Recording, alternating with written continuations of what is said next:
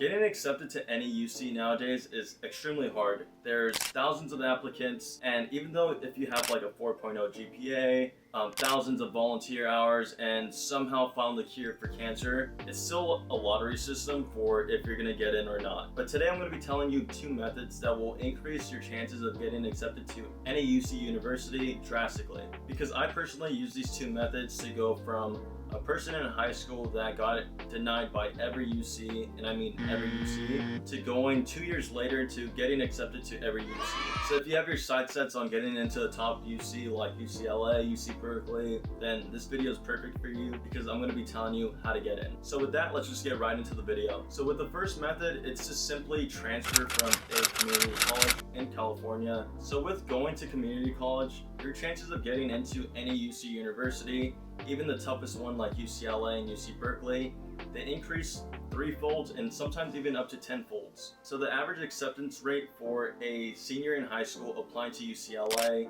last year was 8%, but if you were to apply from community college, your chance of getting admitted increased to 24%, so that's 3 times. And other universities like UC San Diego, UC Santa Cruz, it's even much higher, the acceptance rate. So with transferring from a community college, it drastically increases your chances of getting into UC.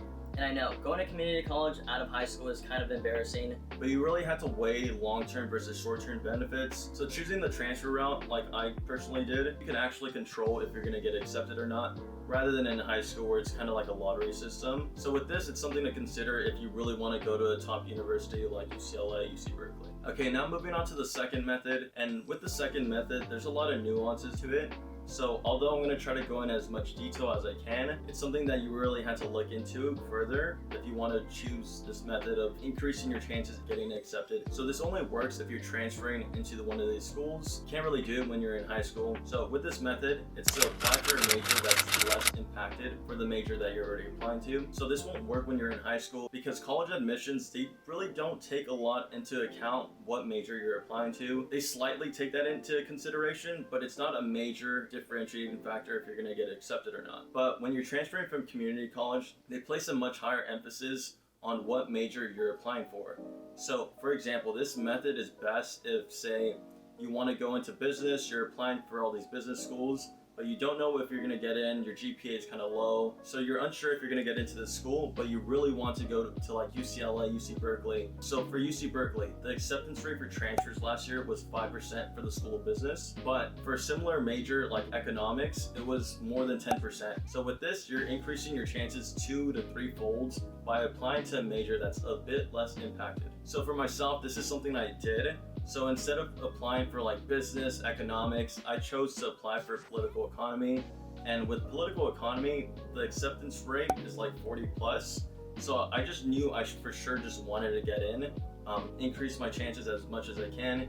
Even though I had like a 3.9 GPA, I just wanted to make it a sure thing that I would get into the school. But I would advise using this method if the major that you're applying for and the major that you really want to do and the career that you want to do have a large distance in between. So say if you want to do comp sci, you want to become a software engineer, and then you get accepted for Spanish. That's a large jump that you need to do. So you really got to see if the major that you're getting accepted for will still serve the purpose of 1, something that you want to study, and 2, it still aligns with your career goals. For some examples for these, I see a lot of people still do software engineering, but they get accepted for data science, which has a higher acceptance rate. So computer science and data science are not too far off. So that's a good application of the method. And another nuance to this methodology is that some schools, you could only get accepted for that major, so you can't switch into that major or you can't add it as a double major. So for example, at Berkeley, you have to get accepted for business.